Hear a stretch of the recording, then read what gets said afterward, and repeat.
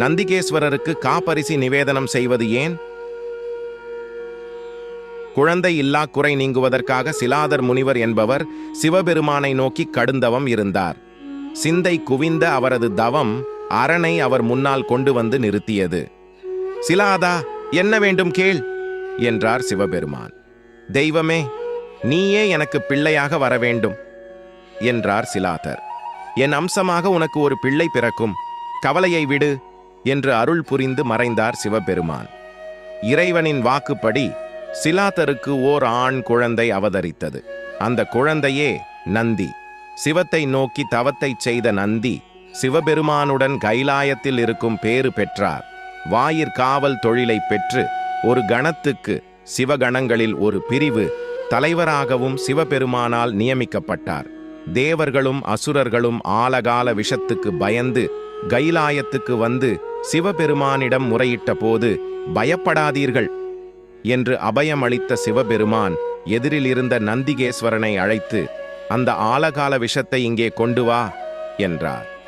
ஈசனை வணங்கி விடை பெற்ற நந்தி பகவான் ஆலகால விஷத்தை நெருங்கினார். அதன் வெம்மை மாறியது. அதை எடுத்துக்கொண்டு வந்து ஈஸ்வரனிடம் தந்தார். ஈசன் அதை வாங்கி உண்டார்.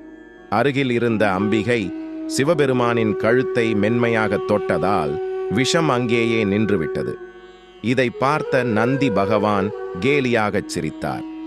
ஹே, இந்த விஷம் அவ்வளவு கடுமையானதா? சர்வசாதாரணமாக நான் எடுத்து வந்த விஷமான இதற்கு கொல்லும் அளவுக்கு சக்தி இருக்கிறதா என்ன என ஆணவமாக பேசினார். உடனே சிவன், நந்தி இங்கு வா என்று அழைத்து விஷத்தை வாங்கி உண்ட தன் கையை விரித்து, இதை முகர்ந்து பார் என்றார். நந்தி பகவான் முகர்ந்தார்.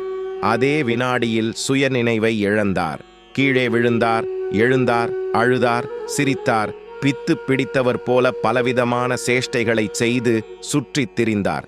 உலகின் அனைத்து ஜீவராசிகளுக்கும் தாயான உமாதேவி அதை கண்டு வருந்தினாள். சுவாமி, நந்திக்கு இப்படிப்பட்ட தண்டனை தரலாமா? போதும், மன்னித்து விடுங்கள் என வேண்டினாள். உமாதேவி ஆணவத்துடன் பேசியதால் அவனை அடக்கவே அவ்வாறு செய்தோம். விஷத்தின் வாசனையை முகர்ந்ததற்கே இந்த பாடுபடுகிறான் என்றால் அதை உண்டால் என்ன பாடுபட்டிருப்பான்?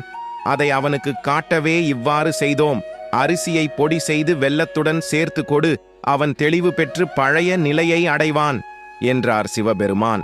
அவரது சொற்படியே செய்தாள் அம்பிகை. அதை உண்ட நந்தி பழையபடி சுயநிலையை அடைந்தார். அன்று முதல் பிரதோஷ நாளன்று நந்திக்கு காப்பரிசி நைவேத்தியம் செய்யப்படுகிறது. அகிலம் காக்கும் அண்ணாமலை